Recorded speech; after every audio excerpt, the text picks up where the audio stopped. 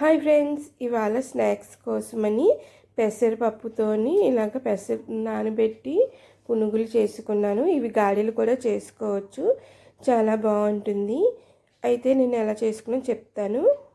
ఇలాగ పెసరపప్పు నానబెట్టి బియ్యం కూడా నానబెట్టనమాట, రెండు కలిపి మిక్సీ చేశాను. బియ్యం వేస్తే కొంచెం కరకరలాడుతుంది, టేస్ట్ కూడా బాగుంటుంది అని ఇలా చేశాను. ఇలా మిక్సీ అయిపోయాక ఇందులోనైతే ఉల్లిపాయ, సాల్ట్, మిరపకాయలే, ఇంకా నేను ఏటైతే వేయలేదు. ఇంకా అల్లము వెల్లుల్లి పేస్తే కూడా బాగుంటుంది. నేను ఇలాగైతే సింపుల్గా ఇలా చేసుకున్నాను. ఇలాగా కలిపేసుకునేక కళాయిలో అయితే ఆయిల్ వేసి మరిగిపోయాక మళ్ళీ మీడియం సైజులో మంట పెట్టి ఇలాగా కొద్ది కొద్దిగా వేసుకున్నాను. ఇలా స్నాక్స్ కోసం పెసర పునుగులు అయితే నేను చేసుకున్నాను. ఇవి రెడీ అయిపోయాక దీనికి నంచుకోవడానికి చట్నీ అయితే పలుకుల చట్నీ చేసుకున్నాను అనమాట. చాలా టేస్టీగా బాగుంటాయి.